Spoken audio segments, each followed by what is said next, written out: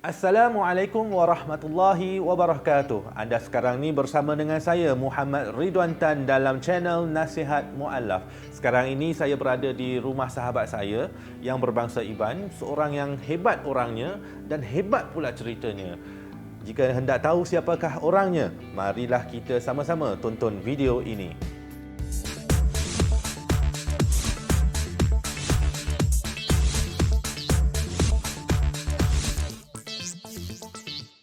Baik, inilah dia sahabat saya, Brother Muhammad Razif Shah bin Abdullah.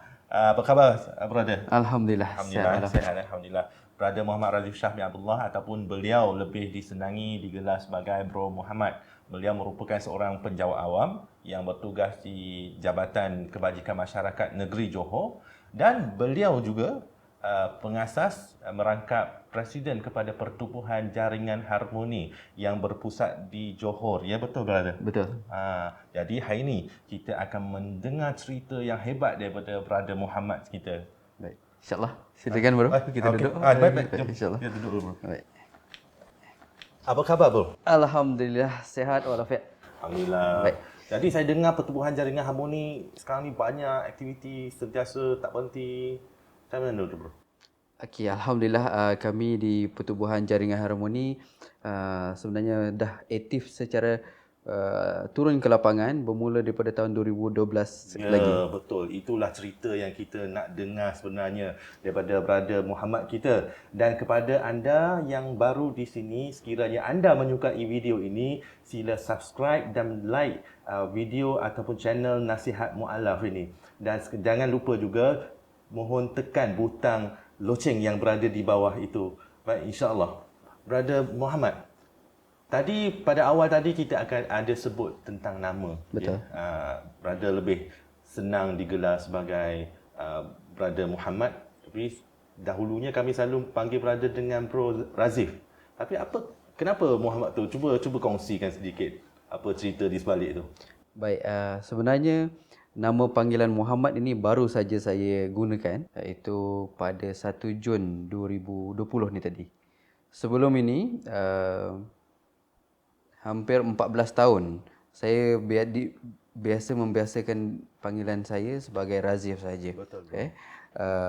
Seperti insan-insan di luar sana, kadang-kadang nama Muhammad ini diletak di hadapan sekadar seolah-olah hanya hiasan saja. Turning point dia, perkara ini kenapa saya ubah adalah apabila di dalam sebuah program yang mana ketika itu kami dalam sebuah program street dakwah dan tetamu kita pada hari tersebut adalah Tuan Kadi Daerah Johor Bahru, iaitu Ustaz Muhammad Fahmi Abdul Samad. Beliau menegur tentang nama Razif ni. Apa yang dia katakan bahawa dari segi bahasa Arab, nama Razif ni saya ingat beliau katanya tak ada makna. Dan ketika itu saya terdiam sekejap. Saya mengiyakan apa yang Ustaz Fahmi katakan. Dan nama penuh saya ada 3. Iaitu Muhammad Razif Shah bin Abdullah. Ya, betul. Ya. Jadi 3 nama ini biasanya orang dia tak akan guna Muhammad, biasanya dia akan guna Razif ataupun Shah kat belakang. Jadi oleh kerana saya fikir nama yang terbaik daripada 3 perkataan yang ada dalam nama saya tadi adalah nama Muhammad, dan saya memilih ini. Bagi saya, nama inilah nama yang paling agung. Malah dalam Islam, nama merupakan antara perkara yang terpenting. Ketika di akhirat nanti, nama-nama yang baik ini akan dipanggil terlebih dahulu. Dan nama yang paling baik adalah nama junjungan besar kita, iaitu Nabi Muhammad SAW. Jadi dengan asbab itulah saya berubah. Moga dengan asbab itu barakah daripada Rasulullah SAW ini, saya ingin dapat berkat nama yang cukup agung ini, insya-Allah. Jadi itu antara sebabnya saya menukar nama itu. Baik, bro. Saya ada satu lagi soalan yang agak menarik. Boleh bro ceritakan sedikit nama asal brother dan apakah ada kaitan nama sekarang dengan nama asal brother sebelum Islam? Baik. Nama asal saya, orang Iban ni dia meletakkan nama mereka banyak yang unik-unik. Dan Alhamdulillah, daripada 3 adik-beradik, nama saya antara yang paling unik. Kalau disebut nama saya dulu di zaman sekolah, orang selalu gelak kan? Oh, orang gelak. Orang gelak kepada saya. Okey, nama saya Berita Anak Lapani. Jadi kawan-kawan, bila di sekolah, apa yang mereka selalu usik, mereka pelilah kita di zaman sekolah. Mereka selalu usik saya Berita jam 8 ini. Allah, subhanallah. Ya. Berita jam 8 ni. Ya. Jadi bila bro cerita tu, saya dah boleh terbayang-bayangkan tau macam mana kehidupan masa tu bila kawan-kawan selalu mengejek-ngejek nama tu Ya, betul. Itu merupakan antara punca pada umur 16 tahun ketika tingkatan 4. Saya pernah terdetik untuk menukar nama. Allah. Disebabkan nama saya ini menjadi bahan ejekan pelian di sekolah, kita rasa rendah diri. Dan di Malaysia, salah satu cara nak tukar nama adalah dengan memeluk Islam. Dan saat itu, tingkatan 4, saya pernah terfikir, macam mana nak tukar nama ini? Hanya satu jalan je, itu dengan memeluk Islam. Tapi ketika itu kita tidak faham tentang Islam. Jadi saya tangguhkan hajat itu. Jadi sebenarnya mungkin orang akan, bila kita berkongsi perkara yang sebegini, orang akan kata, kenapa tak ada kaitan dengan tauhid ke, orang asbab dapat hidayah. Tapi ini juga saya merasakan bahawa ini juga salah satu asbab Allah beri hidayah pada kita. Mungkin masa tu tidak ada tauhid lagi. Kan, asbab itu tidak ada tauhid lagi. Mungkin tauhid tu datang kemudian. Jadi bro ceritakan macam mana, sebab saya kenal bro dah satu jangka masa. Jadi tapi sebenarnya bagaimana bro memeluk agama Islam, mendapat hidayah daripada seorang yang bukan Islam dahulunya berhijrah kepada seorang yang beragama Islam. Itu mungkin bro boleh kongsikan sedikit. Ya. Sebenarnya Brother Ridwan, saya sendiri sebenarnya macam tak percaya. Jadi untuk maluman brother, sebelum memeluk Islam, saya beragama Kristian. Dalam masa yang sama, sebagai seorang yang berbangsa Iban, kami juga ketika itu berpegang kepada adat lama orang Iban. Kenapa saya kata saya macam tak percaya saya peluk Islam? Sebab dulunya saya sangat-sangat membenci Islam. Ketika itu kita di Sarawak, di perkampungan saya di Seri Aman sana, kita memang tak pernah terdedah dengan Islam, tak pernah berkenalan, tak pernah bercampur pun tentang Islam. Namun kita banyak mendengar cerita-cerita yang kurang baik, cerita-cerita yang negatif, watak-watak yang antagonis dan sebagainya. Kalau kita tengok dalam filem ketika tahun 90-an, ketika itu pun kalau watak-watak jahat ni yang selalu digambarkan sebagai watak antagonis, watak jahat adalah orang Islam. Jadi saya tak percaya sebenarnya, tak percaya kenapa saya boleh peluk Islam. Namun daripada benci tadi, Allah boleh twist, Allah boleh tukar perasaan daripada benci. Alhamdulillah akhirnya saya memeluk Islam. Sebenarnya detik awal seperti yang saya ceritakan tadi, saya pernah terdetik nak memeluk Islam pada tingkatan 4 pada umur 16 tahun disebabkan nama. Namun itu tidak cukup kuat untuk saya syahadah ketika itu. Akhirnya dari Sarawak saya berhijrah ke Johor pada penghujung 2004 lah, 2005 macam itu. Saya datang ke Johor. Itu adalah detik awal yang mana dia mengubah persepsi saya terhadap Islam. Kalau di Sarawak, umat Islam adalah minoriti dan yang majoritinya adalah orang bukan Islam, orang Kristian dan sebagainya. Jadi di sana segelintir yang kita kenal, yang saya kenal, kita banyak menilai Islam ni daripada sudut akhlak orang Islam yang kebanyakan jauh daripada agama. Hingga kan sebenarnya di kampung saya ada seorang pakcik saya meninggal dunia kerana bergaduh di kucing. Dan yang memukul, yang membunuh dia ni, dia meninggal sebab cedera parah dipukul dekat kepala orang Melayu Islam. Jadi perkara ini membuatkan saya membenci Islam. Membenci, saya rasa kalau kita tahu Islam ni mengajar daripada cerita di televisyen dan sebagainya, kita tahu ajaran Islam adalah ajaran yang sangat baik. Cuma ianya tidak mencerminkan Islam yang sebenar. Dan perkara ini membuatkan kita benci. Hingga kan saya pernah kata, Islam ni kata je baik, tetapi cakap tak serupa bikin. Berbanding dengan kita orang Kristian dulu, kita sembahyang seminggu sekali. Orang Islam sembahyang 5 kali dalam sehari, kita tahu. Tetapi kadang-kadang akhlak mereka ni lebih teruk daripada kita yang Kristian yang sembahyang seminggu sekali berbanding dengan mereka. yang sembahyang 5 kali dalam sehari. Baik. Jadi bila datang ke bumi Johor pada tahun 2006 lah saya berjumpa dengan sepupu saya sepupu saya ni dia mak dia dengan mak saya adik-beradik jadi mereka ni antara yang saya nak jumpa sangat di Johor yang akhirnya saya jumpa dia dan bila datang ke rumah dia di ruang tamu dia ada satu buku yang membuatkan saya akhirnya terdetik untuk menukar agama. Iaitu buku itu sangat menarik tajuknya, brother. Iaitu Kenapa Kami Memeluk Islam. Dan kisah yang membuatkan saya seolah-olah jumpalah sinar dalam kehidupan saya ini Islam adalah bila saya terbaca kisah tentang kenapa salah seorang tokoh daripada UK, England, iaitu Cat Stevens yang menggunakan nama dia Yusuf Islam. Dia terangkan dalam buku ni tadi, kenapa kami memilih Islam, kenapa kami peluk Islam. Katanya, daripada seorang Kristian, dia keluar daripada Kristian memeluk Islam, punjanya apa? Dia tidak percaya bahawa Jesus ataupun yang disebut sebagai Jesus ataupun Nabi Isa alaihissalam sebagai Tuhan. Dia tak percaya Jesus ni sebagai Tuhan. Tetapi Jesus ini adalah seorang manusia yang Allah pilih untuk menyampaikan mesej, iaitu Rasul. Dan Tuhan yang sebenarnya, kata Cat Stevens tadi, adalah Allah Subhanahu Wa Taala. Dan untuk makluman brother, kitab-kitab Bible yang digunakan oleh kami di Sarawak yang berbangsa Iban, ada Bible dalam bahasa Iban dan bahasa Melayu, kalimah Allah digunakan secara eksplisit. Perkataan Allah dalam Rumi, Allah, Tuhan Allah ini digunakan. Dan sebenarnya kami orang Kristian juga beriman bahawa Allah lah Tuhan. Cuma bezanya kat sini, di dalam Kristian kami saya dulunya percaya bahawa Allah ni ada anak. Yang ini bertentangan dengan konsep ketuhanan dalam Islam.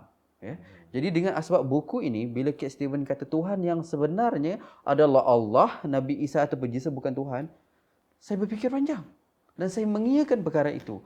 Inilah turning point yang ketika itu saya tak kenal pun siapa itu Nabi Muhammad SAW. Dengan asbab saya membuat perbandingan agama. Di dalam Bible, Allah juga Tuhan. Di dalam Islam, Cat Stevens katakan Allah lah Tuhan yang sebenar. Dengan asbab itu, saya tanpa ragu-ragu, terus saya nekat bahawa Islam lah agama yang sebenarnya. Hebatnya kuasa Allah. Apabila Allah nak bagi hidayah pada seseorang, nak bagi hidayah pada brother, dia boleh datang dan macam berbagai cara. Betul. Macam yang brother cerita tadi, daripada seorang yang asalnya sangat membenci kepada Islam, akhirnya masuk ke dalam Islam, cinta pada Islam, menjadi pejuang Islam. Hebat. Tapi brother, saya nak cerita, berkongsi satu perkara juga dengan brother. Baik. Perkara ni datang daripada hati saya, brother. Apabila saya berpindah ke Johor Bahru, jadi di peringkat permulaan, apabila saya berjumpa dengan orang-orang yang terlibat dengan dakwah, berjumpa dengan pertubuhan-pertubuhan, NGO juga sebagainya, dan apabila saya berkenalan dengan Brother Muhammad, saya sangat terkejut, brother. Sebab saya nampak pertubuhan ataupun pasukan, saya lebih suka guna pasukan yang ditubuhkan oleh brother ni. Masya Allah, brother melakukan usaha dakwah yang sebenar-benar dakwah, di mana brother sentiasa turun ke padang, berjumpa dengan mad'u, berjumpa dengan orang ramai dan tidak pernah berhenti. Itu antara yang saya amat kagum dengan brother, sebab tidak ramai orang yang mampu melakukan perkara yang sedemikian, brother. Jadi brother, saya juga ingin nak mohon brother berkongsi sedikit tentang pertubuhan jaringan harmoni yang diasaskan oleh Brother Muhammad, misinya, program-program yang diadakan supaya sahabat-sahabat yang menonton video ini juga dapat mengetahui tentang kewujudan pertubuhan jaringan harmoni. Ya, pertubuhan jaringan harmoni sebenarnya adalah sebuah NGO yang baru dari segi pendaftaran secara rasmi, yang mana kami mula berdaftar secara rasmi pada 4 November tahun 2018, baru 2 tahun. Walau bagaimanapun, gerak kerja dakwah kami sebenarnya dah bermula daripada saya sendirilah. saya mula terlibat secara khusus, secara lapangan dengan dunia dakwah ini mulai tahun 2013 sebenarnya. Baik. Bercakap tentang pertubuhan jaringan harmoni, ianya saya wujudkan asaskan berdasarkan pengalaman-pengalaman saya. Yang mana sebelum terlibat dengan NGO Pertubuhan Jaringan Harmoni, ada beberapa NGO yang saya juga terlibat untuk sama-sama mengasaskannya. Antara NGO yang saya pernah begitu aktif, antaranya adalah Hidayah Center Foundation Johor. Yang kedua, antara yang saya asaskan juga adalah Persatuan Dayak Muslim Johor Bahru, PDMJB, yang saya asaskan bersama sahabat-sahabat lain. Dan yang ketiga, kita juga ada satu NGO peringkat kebangsaan, iaitu Pertubuhan Kebajikan Dakwah Iban Muslim Kebangsaan. Yang mana semua NGO ini saya mula wujudkan pada tahun 2014 dan sebagainya. Dan bermulanya kenapa saya fikir di Johor ini sebenarnya kita agak ketandusan NGO yang fokus memberi visi dan misinya, matlamatnya untuk menyantuni ataupun berkongsi misi Islam kepada orang yang belum Islam, dalam masa yang sama juga menyantuni golongan yang mungkin seperti murtad dan sebagainya keluar daripada Islam. Di Johor kita agak ketandusan NGO seperti ini. Ada, tetapi mungkin gerak kerjanya agak terbatas dan sebagainya. Jadi salah satu moto kami, moto slogan yang memang kita wawarkan adalah raih harmoni letak di hati.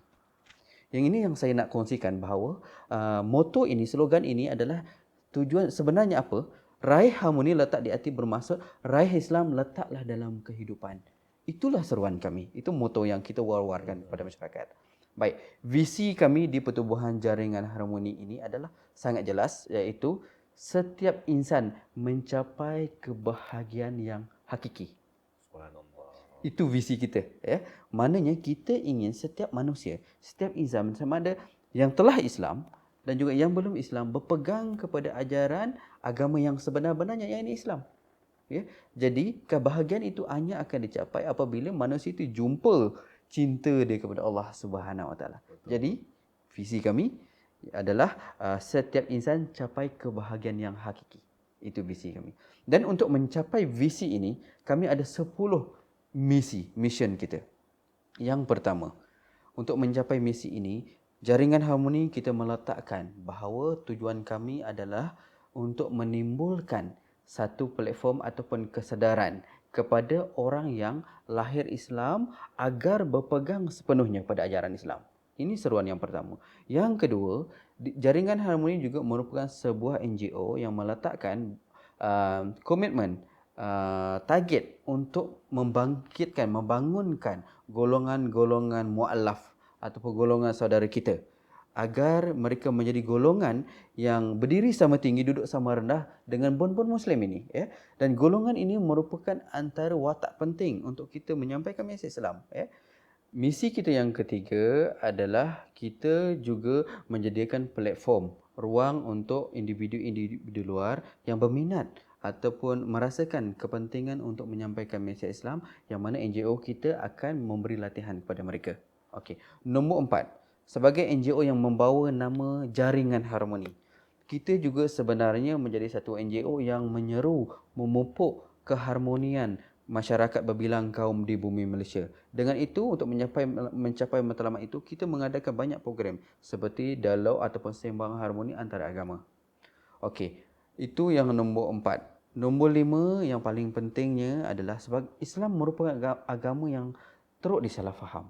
Dan kami di Jaringan Harmoni menyediakan platform agar siapa-siapa sahaja yang ada salah faham, salah tanggapan terhadap Islam bersoal jawab dengan kami. Dan Jaringan Harmoni menjadi satu NGO yang akan menjawab, menepis salah tanggapan terhadap Islam. Dan yang paling penting sekali, kami juga menjadi satu NGO yang menyediakan pusat-pusat pengajian, kelas-kelas pengajian agar kefahaman Islam yang sebenar, yang mana di bumi Johor kita berpegang kepada akidah Ahli Sunnah wal Jamaah, yang beraliran Asy'ariyah dan Maturidiyah. Kita juga ada pengajian kita laki dan sebagainya. Dan yang paling penting sekali, visi kita sebagai seorang Islam, saya meletakkan Jaringan Harmoni menjadi pelopor di bumi Johor untuk menjadi satu NGO yang mengembangkan, menegakkan ajaran ataupun undang-undang syariah di bumi Johor. Begitu. Baik, brother. Maksudnya apa daripada apa yang brother Muhammad kongsikan tadi, misi visi pertubuhan jaringan harmoni ini? Pertubuhan jaringan harmoni bukan sahaja tertumpu kepada golongan mu'alaf, tetapi daripada mu'alaf, orang yang berjinak-jinak dalam Islam, orang yang baru nak kenal Islam, ya, termasuk juga kepada orang Islam yang sedia ada, dan bukan sahaja itu, kepada juga golongan yang bukan Islam. Maksudnya dia sangat menyeluruh. Betul. Begitu banyak aktiviti yang diasaskan oleh brother Muhammad. Jadi daripada brother Muhammad, daripada seorang mualaf kepada seorang pendakwah yang ataupun aktivis yang begitu aktif. Tapi tidak mungkin dalam sekelip mata brother Muhammad menjadi begitu kan. Jadi bagaimana daripada seorang dahulunya bukan Islam, kemudiannya kepada mualaf, kemudiannya terjebak dalam usaha dakwah ini. Baik. Sebenarnya saya pun brother Ridwan, saya sendiri pun seperti dalam mimpi juga. Tak pernah terdetik pun untuk saya hari ini berkongsi dengan sesiapa sahaja tentang Islam, buat dakwah. Diri saya tak pernah terfikir. Awalnya memeluk Islam tu bagi saya kerana saya yakin Islam ni agama yang benar. Namun daripada 2006 saya memeluk Islam pada 1 Jun 2006. 6 tahun kemudian Allah bagi saya hidayah yang kedua, brother. 6 tahun, brother. Ya, iaitu pada tahun 2012. Oh. Berlakunya satu peristiwa yang menjadi turning point, titik awal gerak kerja dakwah saya.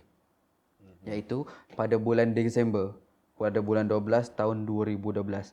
Ketika pertandingan bola sepak AFF Suzuki Cup, ya. Final. Yes, separuh akhir masa itu di antara Malaysia dengan Indonesia. Kawan baik saya yang merapat dengan saya, bermain bola sepak dengan saya futsal, meninggal dunia pada hari tersebut. Allah, inna lillahi wa inna ilaihi Ya. raji'un. Beliau namanya Arwah Zul, orang Terengganu, duduk di Johor Bahru sini juga.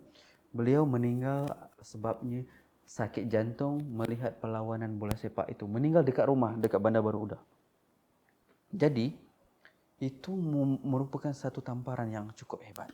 Dan dia adalah jenazah orang Islam pertama yang saya uruskan. Kematian dia membuatkan saya fikir, apakah tujuan hidup kita yang sebenarnya? Yang mana inilah titik awal, turning point yang akhirnya mengubah hidup saya pada hari ini. Akhirnya saya sedar bahawa kita yang Islam ini sebenarnya tidak cukup hanya kita menjadi seorang Islam pada diri kita. Kita menjaga solat, kita boleh baca Quran, tak buat dosa dan sebagainya. Tidak cukup. Sebenarnya ada satu sunnah yang ditinggalkan oleh orang Islam begitu teruk hari ini, iaitu buat dakwah. Dakwah merupakan antara perkara wajib bagi para rasul. Dan dia merupakan sunnah utama Nabi Muhammad SAW. Namun kalau kita berada perhatikan, berapa ramai orang kita yang buat dakwah. Ya. Namun itu peristiwa yang pertama. Pada awal 2013 berlaku lagi satu kematian di jabatan saya di JKM Negeri Johor. Kawan baik saya juga meninggal dunia akibat kemalangan jalan raya. Semuanya meninggal dalam keadaan muda. 2012 bulan 12 seorang kawan meninggal. Pada 2013 bulan 4 bulan 3 dua orang meninggal. Semuanya kawan baik. Jadi kematian mereka adalah satu tamparan yang membuatkan saya terfikir bahawa cukupkah aku dah menjaga diri aku sendiri? Rupa-rupanya saat itu barulah saya sedar, brother. Di belakang saya ada lagi keluarga saya, majoriti keluarga saya, mak, ayah saya, abang saya, semuanya belum Islam. Allah. Jadi saat itu saya fikir, adakah cukup untuk diri saya menyelamatkan diri saya daripada azab api neraka, sedangkan lagi keluarga-keluarga saya ni yang belum Islam ni masih lagi dalam keadaan kekafiran. Betul, brother. Apabila brother berkongsi tentang ahli keluarga kan, saya pun teringat juga kepada ahli keluarga saya sebenarnya. Betul lah seperti apa yang brother cakap, berdakwah adalah kewajipan semua orang. Kalau kita lihat di dalam Al-Quran, surah Al-Baqarah ayat 30, mana firman Allah SWT, wa iz qala rabbuka lil malaikati inni ja'ilun fil ardi khalifah.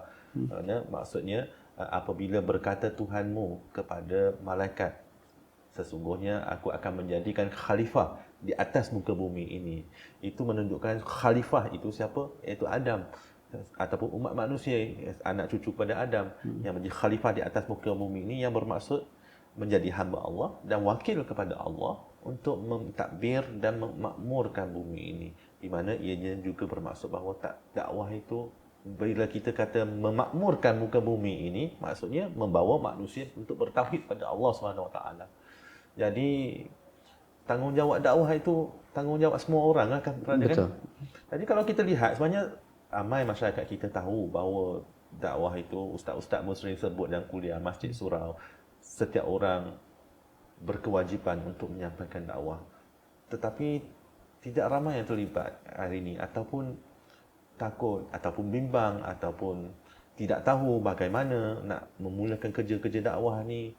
Jadi mungkin Brother Muhammad boleh berkongsi sedikit ke, berkomen sedikit ke tentang isu ni?